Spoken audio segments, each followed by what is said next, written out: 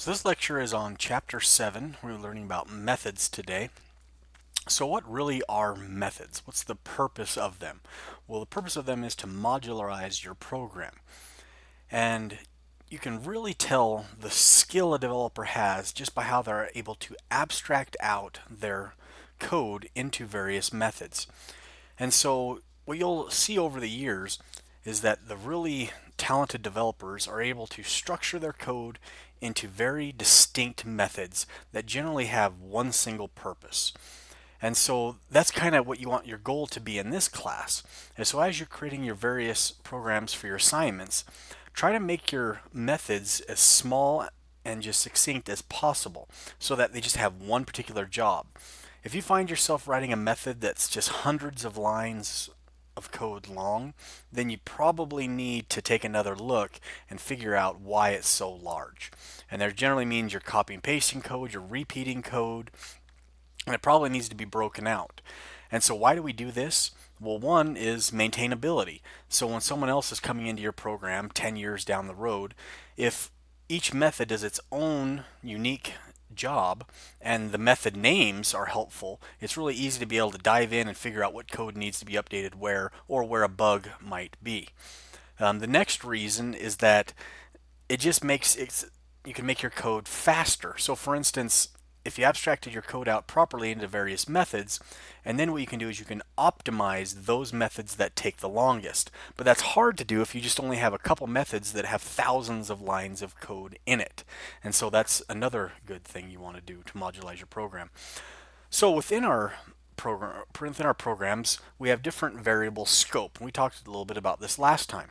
So for instance, if we have a private variable that's a class level variable, this is at a class level scope.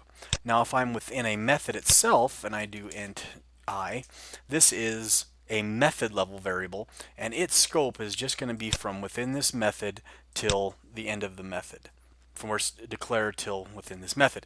And that's just, you just know that the garbage collector will take care of all of your memory usage, and these are the only places that you can use this method. So let's go ahead and just write a really simple method and kind of break it down. So let's create a private method. We'll call it int square. And this particular method is going to take in a parameter y. Then what we're going to do is we're going to return the square of y like this. So what we've done here is we've created a private method so it can't be used outside of this class. It's going to return an integer. If we didn't want a return value, we would use the void keyword, but ours is going to return an integer. The name of our method is square. Then you can have as many parameters within your method as you want. In ours, we're just going to take one integer parameter in. If you want additional parameters, you could do something like this, where here we're passing in a string called sFirstName. So once we do this, then we have our return value here. So with the return keyword, so we can write whatever code we want, and then the return keyword, because it has to be an integer that we return because of our return type here. Then what's the one thing we don't ever want to forget, we'll get docked points, is to use an XML comment. So this is, the comment for square. Then you also want to make sure you write a comment for the parameter name y and for the return type so they know what their method returns. Now what you'll notice is that this actually highlights everywhere where that's used. So it's kind of nice. So when you change that there, you'd also want to make sure you also change that up there so it kind of links up the two different parameters. So this is the basic structure for a method. So the next thing I kind of want to recover that we covered last time was just the math methods. So just we're talking about methods. So here's, for instance, absolute value method. So someone has created this math class in Microsoft. Then they wrote a method called absolute, and we can say we can pass in, a negative integer if we wanted to. So we're calling in this math method. Now just like we commented it, they also use XML comments, and so you can see that returns the absolute value of this. So they've actually written this comments inside the absolute method. They've done XML commenting for that. So for this particular user interface, if we were to bring up the toolbox, and let's say we drag a button on there, as soon as this loads. When I double click this button, so this is a method that's going to be called in response to an event, namely the button click. And we saw before how in the designer file, that's where these are actually tied together. So this is just a method that they've created for us. It doesn't return a type. Here's the name of it. And we're going to learn a little bit more about these in just a little bit on what these actually do. But this is the sender, which happens to be the button that got clicked, and this is some event arguments about the button click. So this contains information about the click of the button. So some methods we've already seen before. One was this Initialize component method. So if we right-clicked on this, go to definition. So this is a method that Microsoft wrote for us that just initializes our UI, instantiates everything, and sets all of the proper methods. If we scroll up here to the top, again, this is our partial class to our form 1. Another method that you'll notice that they created was this Disposed method. So the Disposed method is used to clean up any resources that you've been using by the program. So .NET is going to do automatic garbage collection for you with the CLR. But if there's other things that you need to explicitly close up with your class, you can write that in the Dispose method. We're going to talk about overriding in just a second. This has to do with inheritance. So you would override, because you're getting this Dispose method for free with your inheritance. So you're overriding the base class's Dispose method is what you're doing here, and you're defining it specifically for your code. And what you're doing here is that you're going to dispose, maybe connections to a database or a file or any other objects you want to personally dispose of. You could do that in this Dispose method because you're guaranteed that this will be called by the garbage collector. Okay, so let's start going through some examples from the book now. So this example is 7.3 from the book. Now what we're going to do is we're going to get in three double values from the console. Then we're going to find the maximum of those three values that were entered. So you can see here's this maximum method. So we've learned this before, but remember you can right click and you can do go to definition, or you can do the peak definition, or even find all references of that particular method. So we've got maximum, so we go ahead and take a look at it. For right now, just ignore the static keyword. We're going to talk about that more when we talk about classes and objects, and a little bit later in this lecture we'll go into it just a little bit more. So within maximum, we can see we take in three parameters. And then what we do is we just initialize the first one, saying, hey, this is the largest value. We just assume it is. And then we just compare that to the first, to the second, second to the third, and we just get the maximum value. So then we return the maximum value of those three. Then it gets returned into result, and then the result gets returned or displayed on the console. Very simple program that we can use the maximum. So why would we create this maximum method versus just, have just copy and pasted this code above? Well, when we abstract code out like this, if we need to debug it or find errors, it's all self-contained now within this method. So now there's generally not going to be one method within your program, right? There's going to be hundreds, if not thousands. And so you'll notice that this method is designed to do one thing and one thing only. It finds the maximum. It doesn't find the maximum and the minimum, and if the values are equal or anything else, it does one job, and that's it. So if later on I'm running my program and I notice that my maximums are not coming out correctly, then I know exactly in my code where the problem probably lies. And that's within this maximum method. Also, if I'm going to have to do this type of logic, 100 times throughout my program, then now I only have to refer to this method, and again, if there's a bug, I only have to update it in one place versus 100 different locations. And I promise you, that's one habit you have to get out of as a developer, is using copy and paste for logic that you should just abstract out and put into a method. And when you start, having to maintain other people's code, that's something you'll notice real fast. Why didn't they just use a method here? Because they're doing the same thing over and over again, and now I have to fix the same bug in 10 different places rather than just, one place. All right, let's take a look at the next example. So here we're going to learn about random numbers.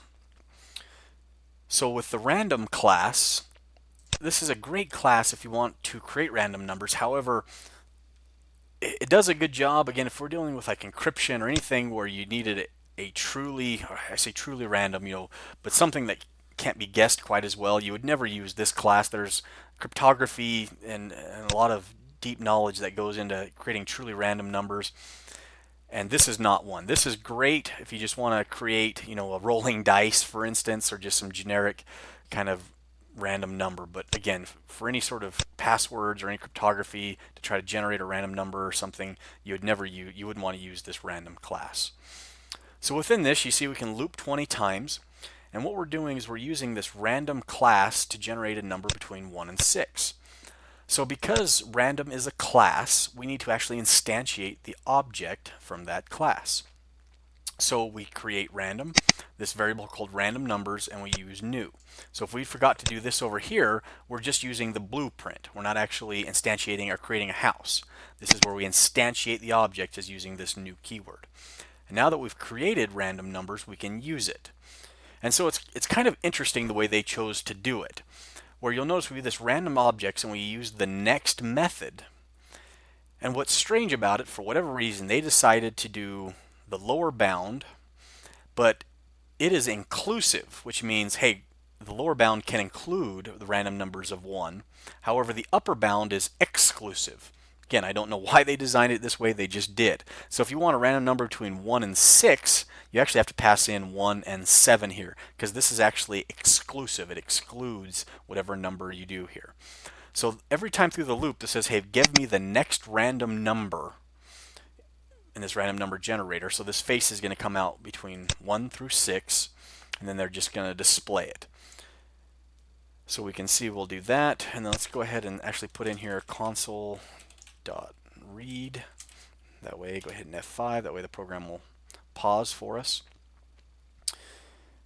And so we can see that as we go through here and press the enter key, it's going to start generating those random numbers for us. So that's how this works here. I guess I should have put this console.read outside the for loop.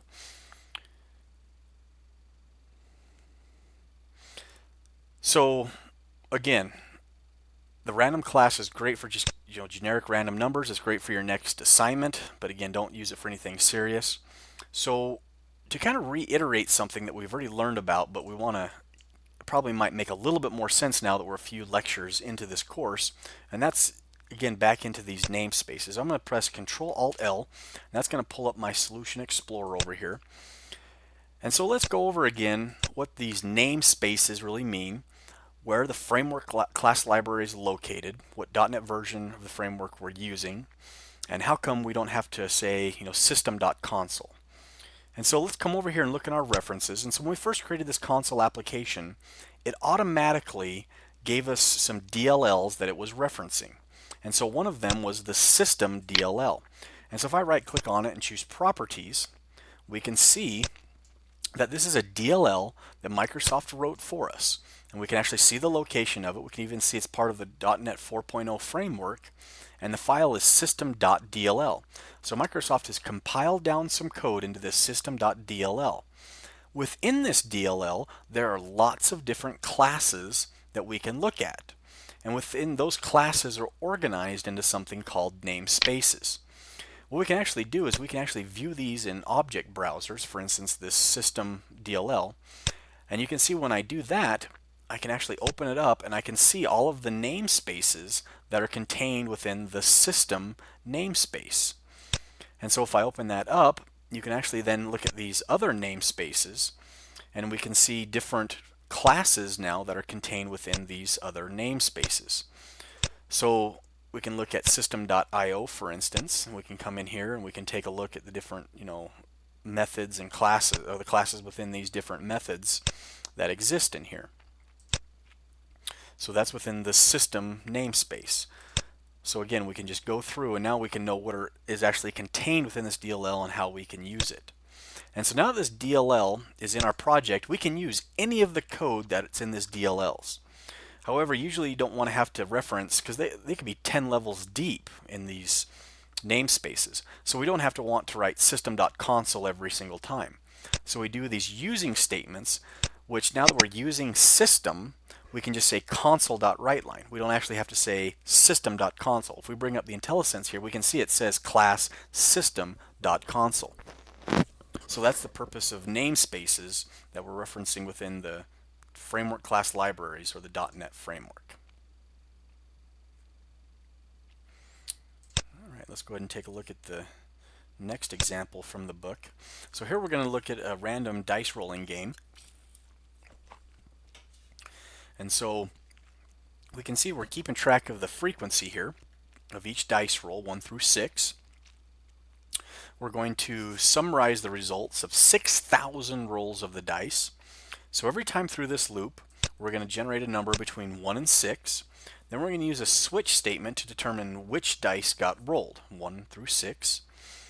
And then after it's all done, we're actually going to print out all of those results.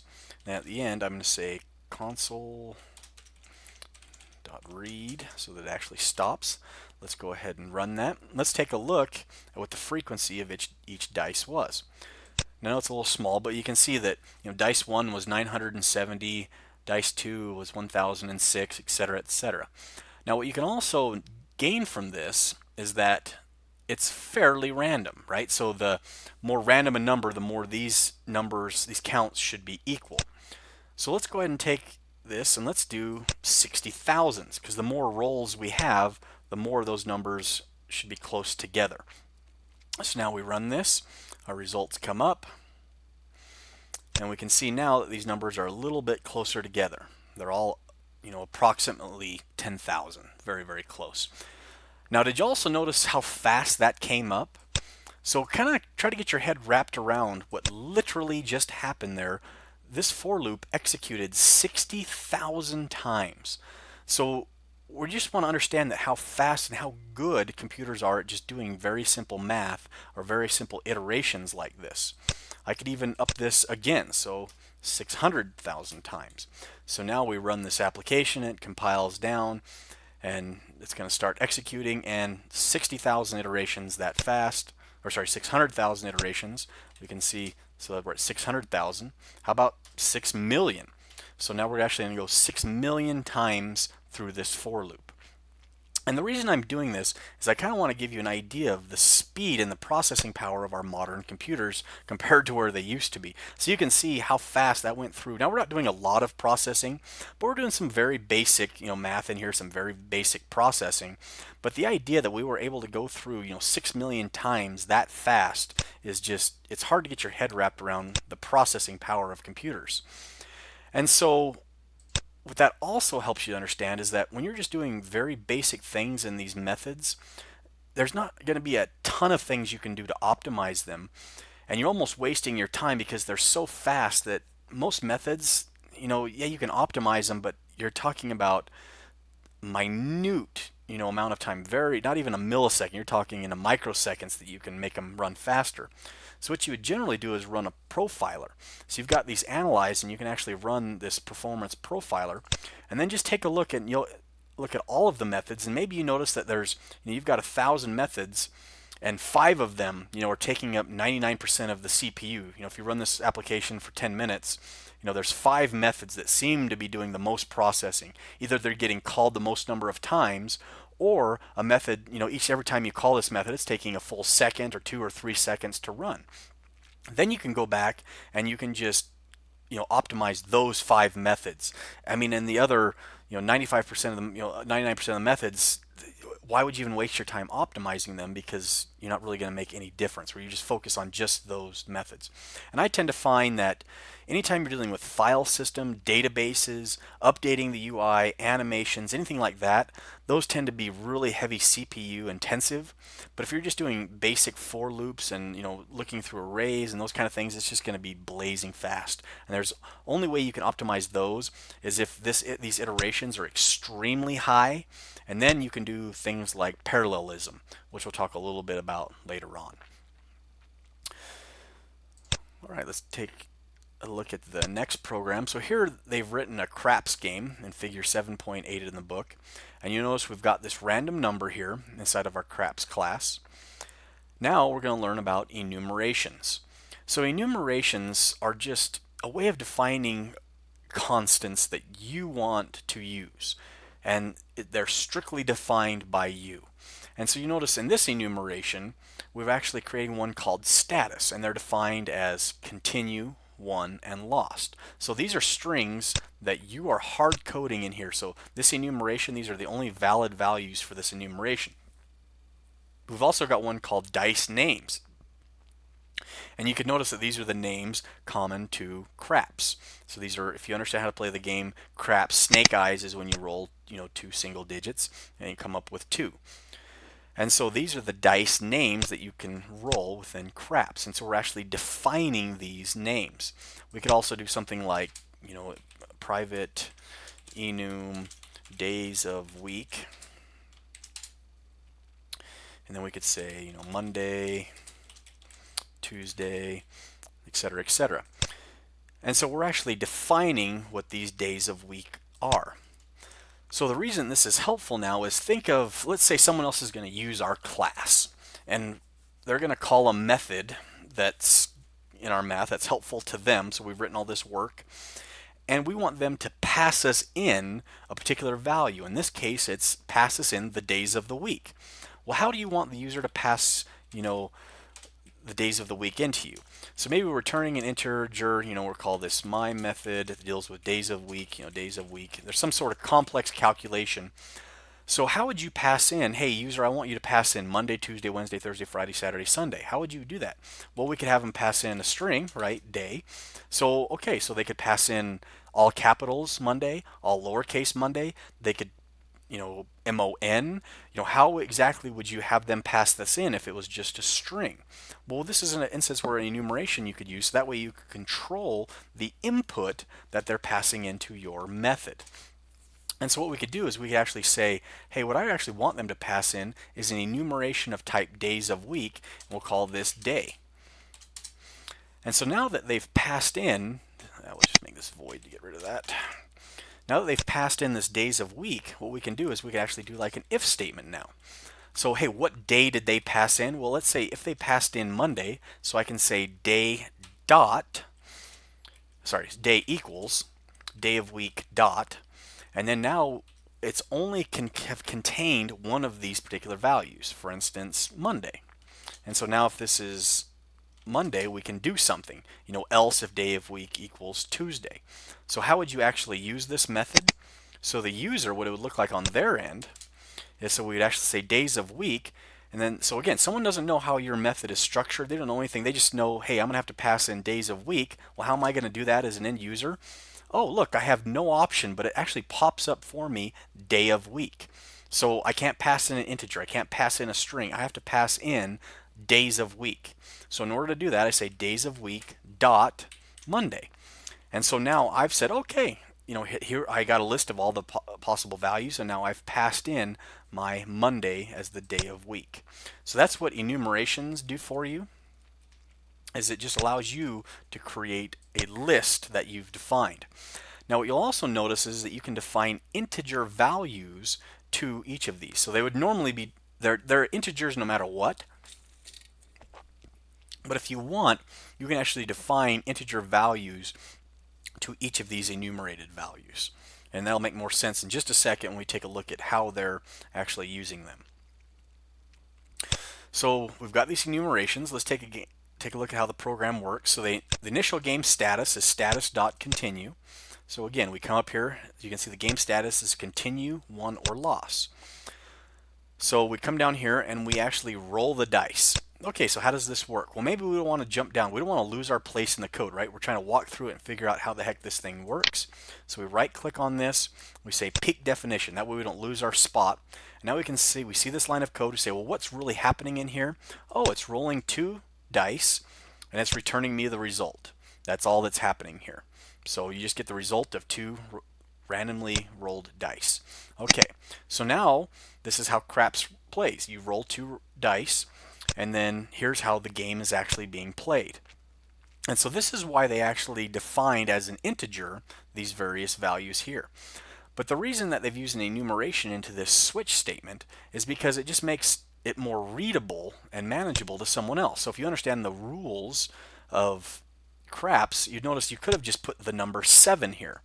But this just makes it more readable because this is actually part of the game being played, right? DaceGames.7 or Snake Eyes. And so we do a switch statement on this, and we actually cast this number. So by casting it into this type of enumeration, remember that these values are all assigned integers now. So it's basically saying, hey, does this integer match any of the integers that were defined to these ones? If it does, for instance, if you rolled 2 1s, you would notice that you got Snake Eyes, and it would actually then return the game status as lost, because if you roll Snake Eyes, you lose. If you roll 7 or 11, you can see here that you've actually won the game. Everything else, you have to keep rolling now, because now you've got the point value. So it sets the point to the sum of the dice, and now we break out of our switch statement here. And then what we're going to do now is if the game status is continue, so we didn't win or lose the game, we've continued it now. Now the point of the game is to keep rolling the dice and see if you can hit that point. So we roll that dice again. We've already looked at this method, so we know how that works. Then we see, hey, does the sum of the dice equal my point? That means you won. Else, if you roll 7, then you've lost the game. And so it just continues on, and then we update the status down here. So now I've taught you how to gamble. So that's, you can do that on my reviews. Professor Cowder teaches you how to count cards or something. So now we're going to take a look at the scope of variables within our methods. And so we've talked a little bit about this, about local scope and class level scope. So again, don't worry about the static keyword. What this really means is that in memory that there's only one copy. So no matter how many instances of the scope class we create, they're all going to share this one integer x. So I can instantiate 10 objects of class scope, but they're all going to contain and point to one x value. So if I modify x, it's actually going to modify it in one place in memory that all of those scope objects access. So that's all static means. It just means it's sort of like a shared variable. Not one single object owns it. It's shared among all the objects. So we've just got this integer x now. And this is a class level variable, right? Where down here, we've declared also a variable x, but this is a local variable. Now this is just bad programming practice. You can do this, and it's syntactically fine, and the compiler doesn't complain to you. However, this is just confusing bad code. You would never want to do this. So what actually happens when we have two variables declared the same? What happens is it actually hides this variable up here. So we declare it here, and from this point on, if I say x and I use the variable x, you can see it actually even highlights it for me. I'm referring to this variable x, not this variable x, because this actually hides the scope of this variable here. So we can see that we scroll down here, this is going to use the local variable. Then we've got a method here that says use local variable. So let's go ahead and just peek into this method here. And so what this use local variable is going to do is you'll notice x is declared one more time. Now this is just within this method here. We're going to increment it. So what this is trying to prove to you is that when you call use local variable, int x only belongs to this method, and it's only contained within this method. So x is local to this method. It's going to be incremented once, and then it goes out of memory. It is not referring to these other variable x's. So when this increments one time, it's going to go to 26, but it will not touch these other variables defined outside of this particular method. Now let's take a look at use static variable. So if we come in here, peek definition, we can see that we're actually using this class level variable. So now because it's a class level variable and we're updating it, it will save its state between method calls because it's used at the class level variable. And we're calling that use local variable again, then use static variable again. And so here's the methods that we peeked into. And so the whole point here is that after we call this, The used local variable, it's always going to stay the same value, which is 25. So it's going to increment to 25, it's going to output 25. The next time this method gets called, it's going to stay 25. It's not referring to this x or this x. So hopefully you can see just how confusing this is getting when you use the same variable name again and again, but it just helps you understand that this idea of hiding variables implementation. So they're using local or class level variables. Let's go ahead and close this application down and take a look at the next program here. So this, we're going to actually get into something called method overloading. So sometimes we want to use a method, but we want to be able to pass in different arguments. So for instance, we've got this square method, and you'll notice we pass in an integer one time, and another time we want to pass in a double. Well, we don't want to have to call or create a method called square integer, square double kind of a thing. It would be nice as far as the end user is concerned.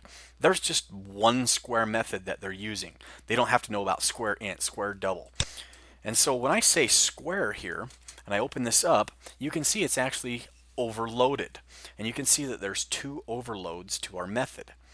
So if I scroll, open and close this here, or scroll through here, you can see one takes in an integer, and the other overload is a double.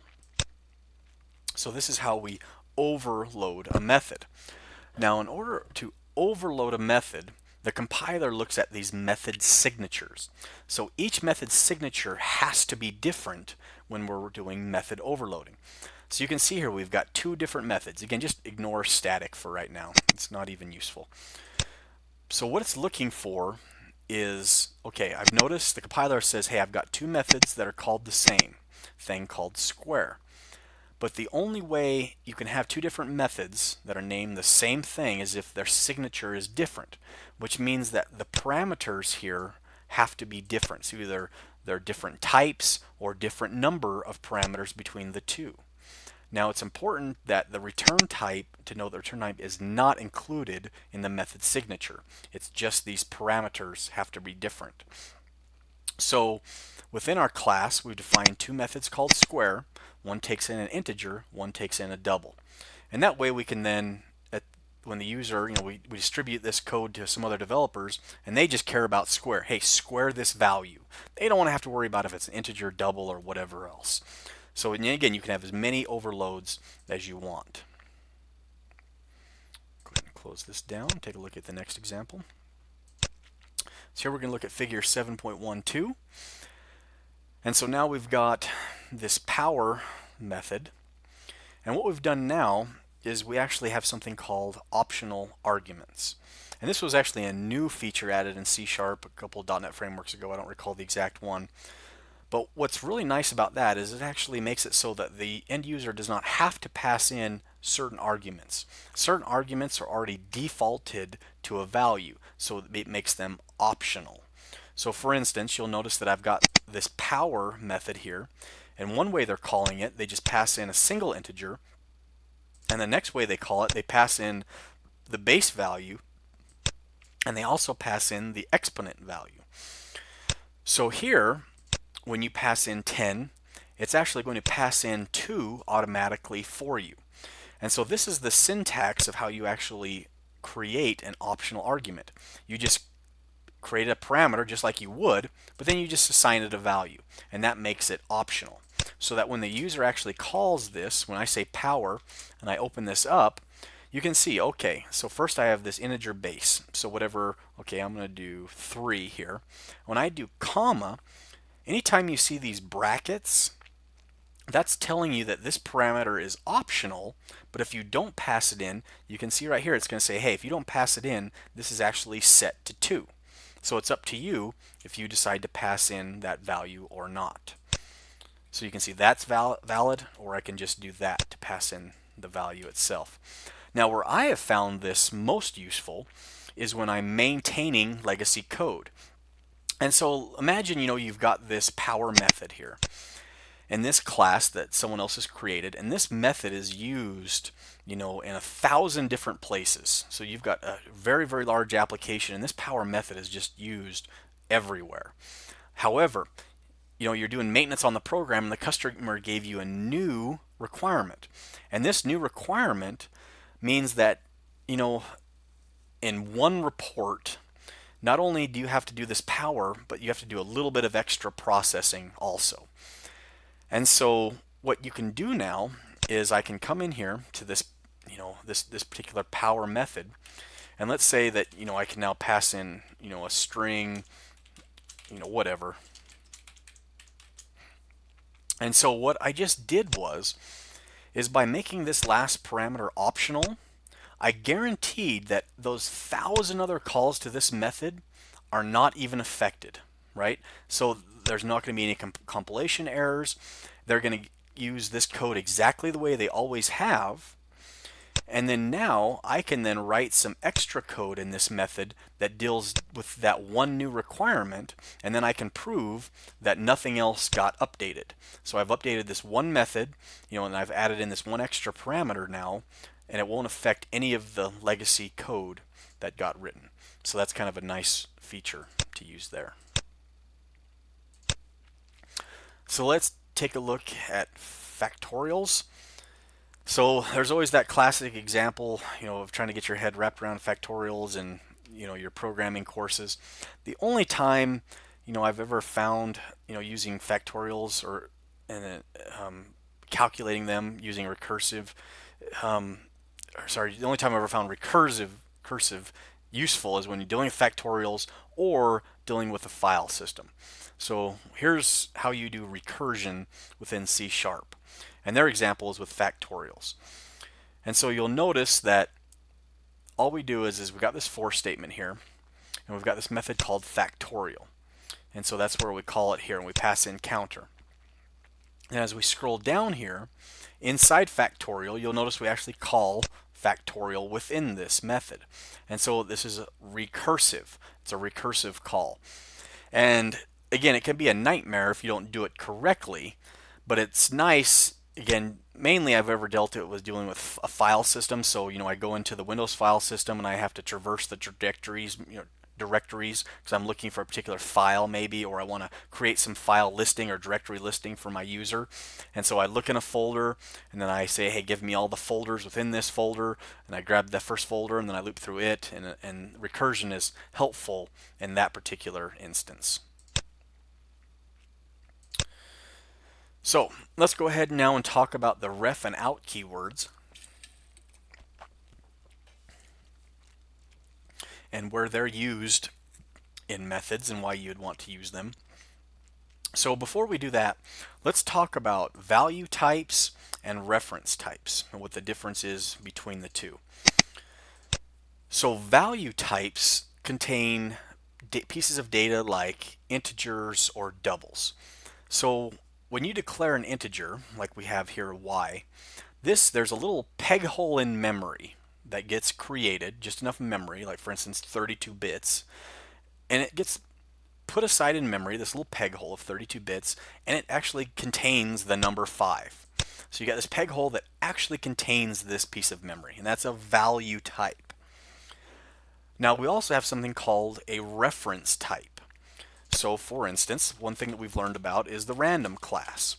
And so this is a reference type. All objects are reference types, right? That's why we call this an object reference.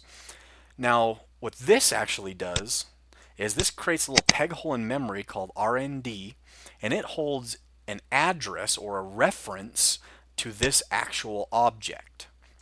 So there isn't a peg, so then there's a whole separate peg hole in memory that actually contains all of that data.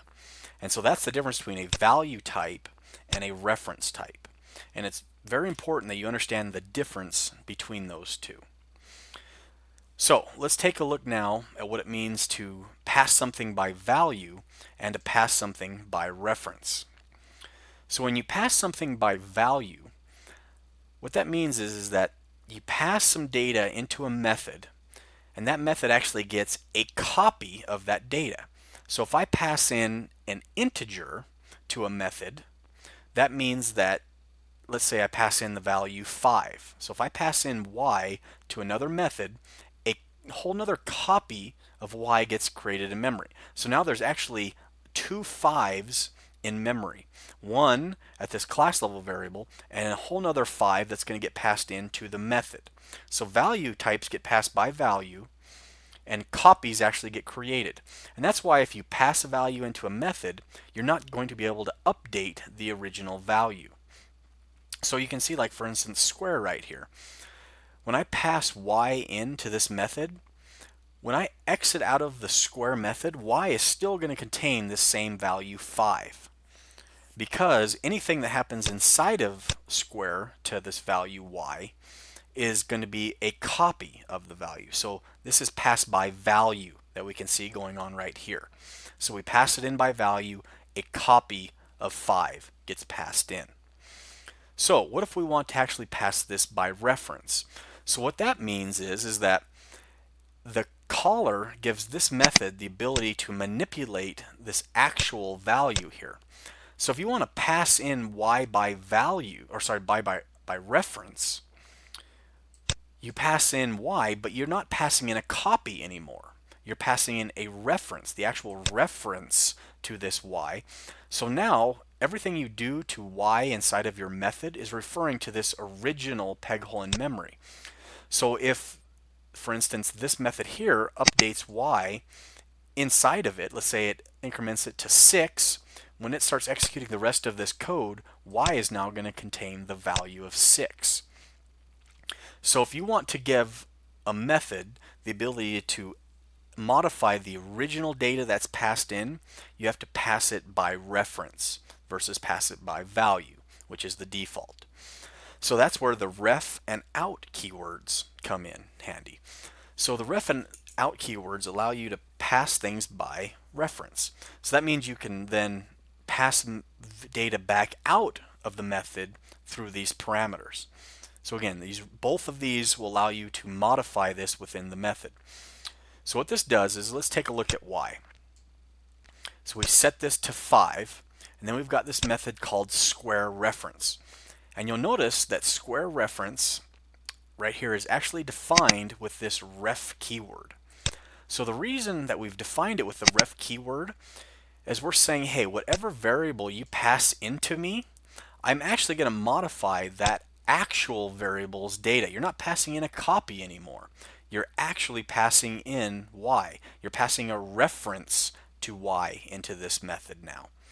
So if I would have gotten rid of this ref keyword, like a normal method, I would pass in a copy.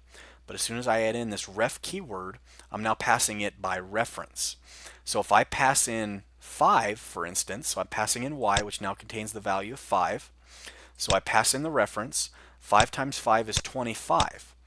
So after I execute this method on this next line of code, y is now going to contain 25. But if I didn't use the ref keyword, then it would still be 5 when I did this, because pass by value versus pass by reference. So you use the ref keyword when you want to pass things by reference. Now, you'll notice that when I passed it by reference, I had to initialize it automatically before I did anything. So I had to do it. So that's the ref keyword. So there's a slight difference between the ref and out keyword. The ref keyword has to be initialized where the out keyword or the out variable does not.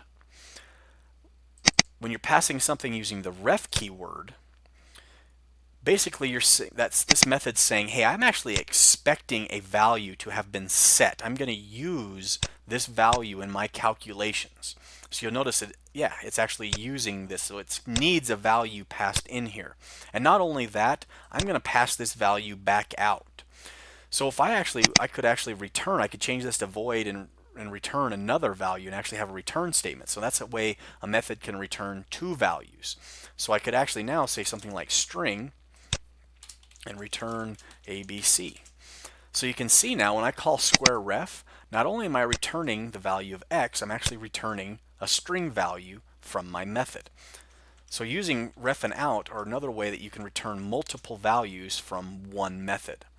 But when you use the ref keyword, you're expecting this to actually contain a usable value that you're going to want to use in your calculation. And oh, by the way, I'm going to now return this value to you as something new. The out keyword says, hey, I don't care what value you pass into me, but just be aware that I'm going to pass a value out. So that's the only difference. And that's why out doesn't have to be initialized. So if we scroll down here to where they use the out keyword, so what the out keyword is saying is that, hey, we're actually going to initialize, we're going to set this. So we don't care what value you pass into me, but just be aware that I'm going to pass a value back out through this. So it's a very subtle difference between the ref and out keywords on these two. And then down here, we're just showing you that this is a normal way to call square, where that's just going to be passed by value versus being passed by reference. So it's just something that you really need to understand. So now, here's a concept that a lot of developers, even developers I've worked with, get confused with. And that's the idea that if I have an object, they're automatically passed by reference. So if I have, let's go back to, we'll just come into here, and I have, for instance, let's create our own method. And again, it doesn't really matter. We'll just say static void my method and random R&D. And so what I've said here is I want you to pass into me an object reference to random. And so then I'm going to use this random to generate a number between 1 and 6, or sorry, 1 and 5 in this particular instance. But I'm going to use this random class. So because this is an object, and this is a reference type, it's automatically passed by reference. So what that means is that if I was able to update, so let's say I create an employee class in here. So we'll just pretend. And so I've created this employee class. And let's say my employee class has something called like S first name. And I set that to Sean. So when I do this, let's say that up here in this square method now, I actually instantiate an employee. So I say employee, employee 1 equals a new employee, and then I set this employee dot S first name equal to ABC. So now I've created a new employee object and I've set its first name to ABC. And now I'm going to call my method. So when I call my method and I pass into it employee 1, because this is an object, it's automatically passed by reference. I don't even have to use the ref and out keyword. Now the reason for this is because honestly, how large could this employee class be, or any class that you created, right? This could be gigantic and hold all kinds of memory. This could have tens of thousands of attributes, or it could hold images or files. Who knows how large this is? And so you would never want to create a whole copy of that in memory. And so that's why it's created, or it's passed by reference. So you're actually modifying the original piece of data. So when I instantiate this employee object and I pass it into this method, it's passed by reference. So when I say employee.firstname here and set it to Sean, this next line of code, if I was to actually say now, and print out employee.sFirstName, this would now be set to Sean. It would no longer be set to ABC because this actually modifies this original object up here.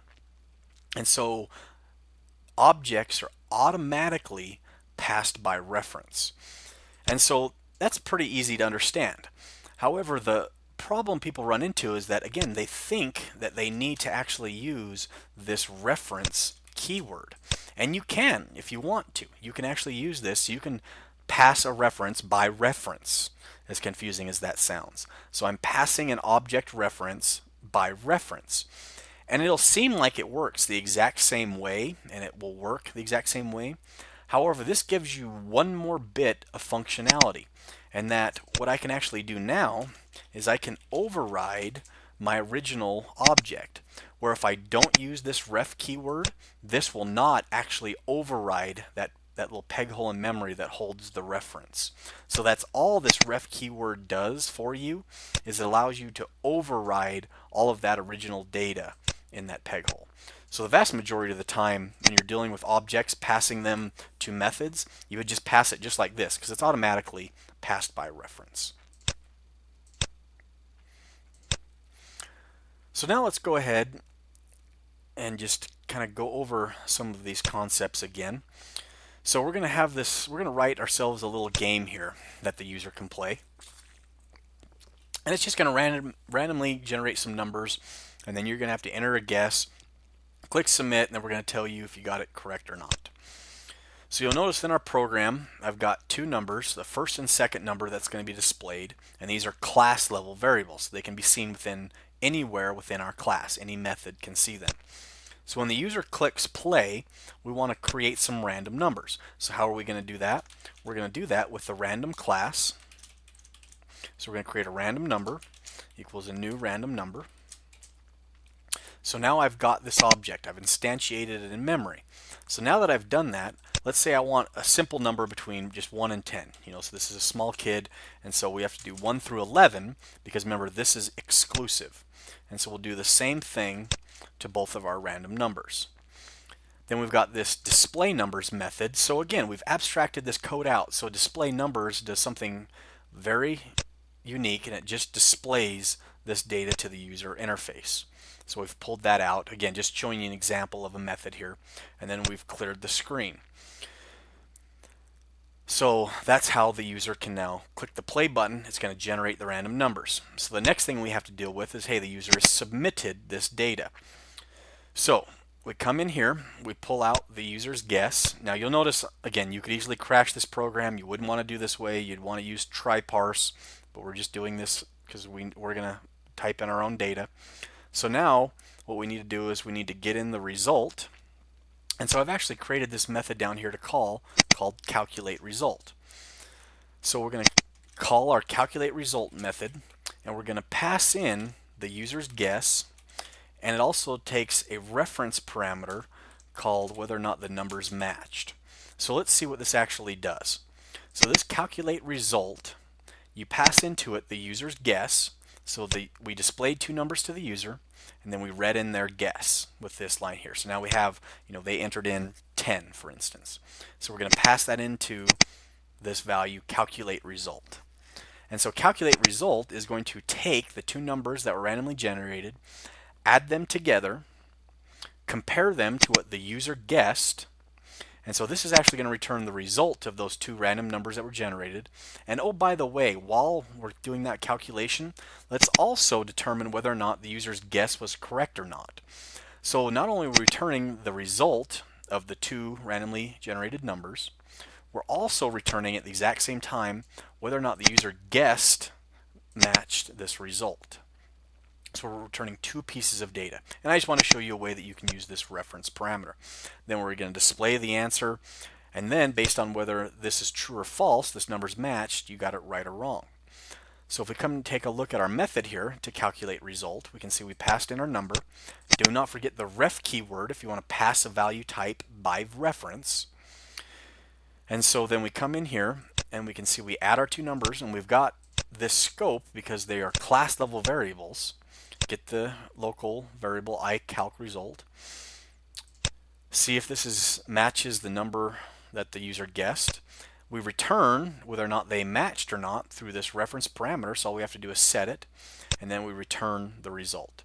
So now when we play the game, you can see every time we click this button, it's going to generate a random number or two random numbers. So you can see as we're playing. And then we can come in here, we enter 2, click submit, and it says you are wrong, here's the correct answer. Click this again, enter 11, submit, you are right. And again, if I did A, you can see it's going to crash the program. And this is the one thing you'd always want to test your applications for. Hey, make sure you test all bad values. Enter no value, enter bad values, enter values too large, and then you can debug them. Another thing you want to think of is that, okay, I'm generating a number between 1 and 6, or sorry, 1 and 10 in this case. So, there's only ever a possibility of 2 digits. 10 plus 10 is 20. So you'll notice there's this max length here. So why not just set this to 2 digits? And so now when the user runs it, they could never type anything more than just 2 digits. No matter how many times I type, it's just going to be that large of a number. So that's how we deal with methods, and this should give you, between this and the other example program, you should have enough to do your assignment number 2.